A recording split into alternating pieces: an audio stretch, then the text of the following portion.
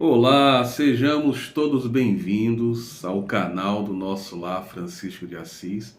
Essa iniciativa tão maravilhosa, tão abençoada de cooperação, de intenção, tão abençoada quando a gente trabalha, tendo como o baluarte, a bandeira principal, a caridade. É esta que o nosso Evangelho segundo o Espiritismo nos assevera que sem a qual não haverá salvação, né? E que resume a razão pela qual nós nascemos, né? Servirmos uns aos outros, como Jesus também tivera asseverado.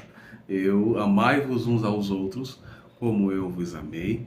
E ele mesmo, quando esteve aqui, né, ele asseverou que estaria entre nós como aquele que serve. Então, quem somos nós para não buscarmos esta consciência de servir, de ajudar, de cooperar, de amparar, né?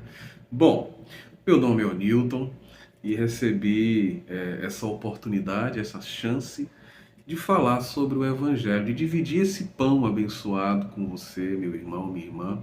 Inclusive, bom dia, boa tarde ou boa noite, né? Depende aí do horário que você vai estar assistindo esse vídeo no canal do nosso lar Francisco de Assis. Mas a incumbência foi de comentarmos, de conversarmos sobre o capítulo 10, que fala sobre a bem-aventurança daqueles que são misericordiosos. Os itens especificamente 5 e 6. Capítulo 10, itens 5 e 6. Mas antes de a gente ler e comentarmos, vamos fazer uma prece, vamos elevar o nosso pensamento ao alto. Eu te convido para que a gente limpe a nossa mente, apacente o coração, apazigue a respiração e entremos em harmonia, né, em sintonia com os espíritos que se dignam com muito desvelo e paciência de nos assistir nessa hora, e nós precisamos, né, da orientação deles, dos conselhos, dos alvítrios, do acolho, da presença e da proteção. Mestre Jesus, Divino Mestre por excelência, grande educador, obrigado, Senhor, por esse momento único de estarmos aqui com esse pão maravilhoso que nos nutre o Espírito, que é o teu Evangelho. As tuas palavras edificantes, os teus ensinamentos. Obrigado pelo dom da vida, pela ferramenta maravilhosa que é esse corpo carnal neste planeta em processo de evolução constante. Obrigado pela chance da reencarnação na escola da existência, onde pela dor, grande pedagoga, nós somos levados a uma reflexão profunda sobre o refazimento das atitudes do doravante. Obrigado por cada irmão presente, encarnados e desencarnados, pela seara espírita, esse campo rico de semeadura. Obrigado por essa oportunidade e te peço a tua permissão de darmos início a este Evangelho deste momento. Que assim seja. Bom, vamos lá.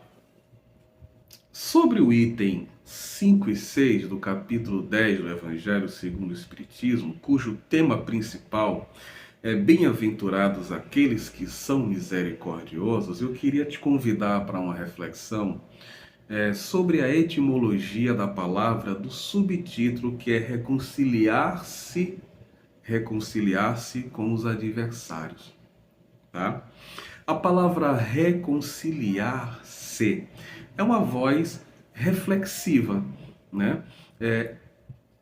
Reflexiva de eu mesmo chegar a essa conclusão de que preciso, de que se faz imperativo, de que se faz necessário, de que é importante me reconciliar com aquele a quem eu tenho alguma questão para ser resolvida, né? O concílio, reunião, de retomar de mais uma vez, né? E o conciliar, ele vem de colare, do latim colare, que é chamar, né?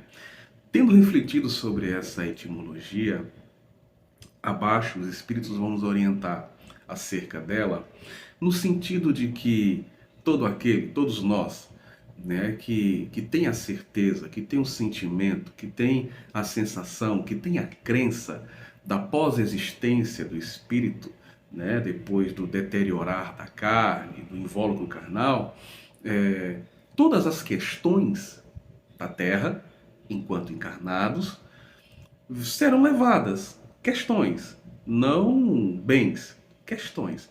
Bens de forma no coração, né? Que o próprio Evangelho fala de que onde está o meu coração, ali está o meu tesouro. No entanto, sabemos que quando regressamos à pátria amada, à espiritualidade, levamos o amor ou o rancor. Levamos o refrigério, o consolo ou a dor. Levamos e deixamos boas recordações. Eu acho que isso tudo que falei resume o patrimônio. Logo, quando fala do reconciliar-se enquanto estamos no caminho, os Espíritos vão nos orientar nesse item 6, né, que é importante, assim como reconciliar-se de uma reflexão pessoal, assim como o calar e do reconciliar seria chamar, nós, indiferente de quem é o causador da ofensa, porque é nisso que se resume o rancor, o ódio, o impedimento, onde prevalece o orgulho, que é abster-se de dar o braço a torcer, né? Essa parte do Evangelho nos chama a uma reflexão para que nós demos o passo de buscar o reconciliar, a conciliação, né? O perdão, né? Tanto de desprender de nós essa capacidade que, diga-se de passagem, não é simples, não é fácil, é um exercício que nós temos que ter muita perseverança, nós temos que ter muita reflexão, nós temos que ter muita paciência com a nossa própria resistência, nós temos que ter uma busca incessante e morredora para conquistarmos essa maleabilidade, essa flexibilidade moral, não de sermos acometidos de amnésia diante do ato, da ofensa e etc., mas de nos desprendermos de nós mesmos, do nosso próprio orgulho, descermos do altar, né, da nossa dureza de coração e irmos em busca, que não é um ato, repito, simples e fácil, em busca de nos reconciliarmos com o nosso irmão enquanto estamos aqui. E no item 6, os Espíritos vão nos orientar que é importante que busquemos fazer ainda em vida, ainda encarnado, ainda em invólucro físico, para que não levemos, não só pelo fato, como já no final do item 6, não só pelo fato do desprendimento, da permuta de perdão, mas para que isso não seja perpetuado do outro lado. Sejam os dois desencarnados, degladiando-se na erraticidade, ou seja um ali em corpo carnal e o outro desencarnado, exercendo influência obsessiva no outro. Ele ainda fala no item 6 que muito frequentemente, se aquele que desencarnou alimenta em seu coração o ódio, ele vai desejar que aquele que é o seu algoz, aquele que é o seu endividado, ele continua encerrado num corpo físico onde ele tem menos liberdade, onde ele tem menos possibilidade de entender de onde está vindo todo aquele processo obsessivo que aquele que não conseguiu desprender perdão, talvez também como aquele que ainda encarnado não buscou o perdão e nem perdoar, encontra-se ali vulnerável em um corpo. Este que desencarnou, dependendo da natureza do sentimento, ele vai desejar que aquele ainda esteja encarnado para que o processo obsessivo, que segue a linha da vingança, do rancor, da mágoa, do ranço, prossiga, né? Isso nos faz refletir, já chegando quase à conclusão, que é um trabalho árduo, mas o Evangelho redivivo, à luz do Evangelho, os conselhos, bem como a exemplificação do próprio Cristo e todos aqueles que o conseguiram seguir com mais afincosidade e dedicação, são modelos e exemplos que podem nos fortalecer, nos servir de convite constante, de foco, né, de modelo, para que possamos imitá-los, Se eu não me engano, é Paulo que diz: sede meus imitadores, né? Assim como eu sou do Pai. Né? E o que a gente pode extrair, buscar extrair deste Evangelho de hoje, itens 5 e 6 do capítulo 10, bem-aventurados aqueles que são misericordiosos, né? É que se eu desejo ter misericórdia diante da consciência de que não sou plenamente perfeito e que posso errar e assim como erro constantemente, se eu sou incapaz de perdoar, como posso eu alcançar esse perdão, essa indulgência, essa misericórdia, né?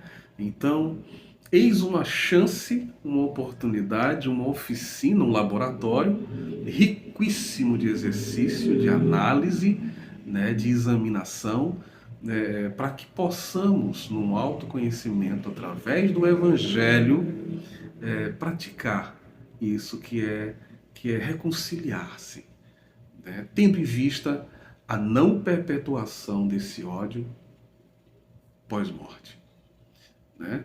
Tentando encerrar esse ciclo de rancor, de dor, quando ainda estamos na caminhada, para que não aconteça que o outro nos encerre no sentido disso, no sentido de raiva e ódio pós-morte, que é o que consiste os processos obsessivos, no sentido de que nós, quando tivemos a chance, a desperdiçamos, né, e deixamos o tempo rolar, e não perdoamos e nem buscamos o perdão, né? Ou melhor, o reconciliar-se, né? O reconquistar, né? Aquela pessoa, aquele indivíduo, aquele irmão, aquele companheiro, que com certeza, mesmo a situação que nos levou à necessidade de reconciliação, nem esta situação é dada ao acaso.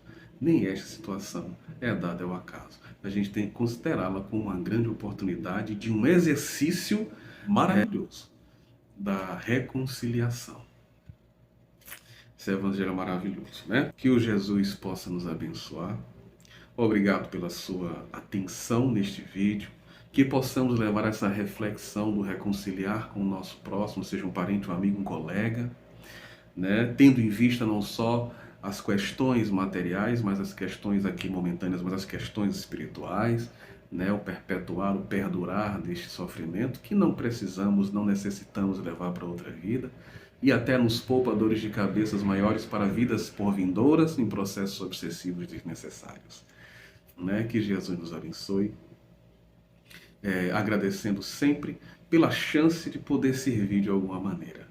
Vamos que vamos, de mãos unidas, de corações unificados, co-idealistas na doutrina espírita, em busca da semeadura do bem. E este projeto, né, Nosso Lar Francisco de Assis, é uma grande oportunidade para nós fazermos a obra do Cristo, né, o ID do Cristo, de buscarmos o autoconhecimento, de fazer o bem quando de repente vamos nos beneficiando deste ato também.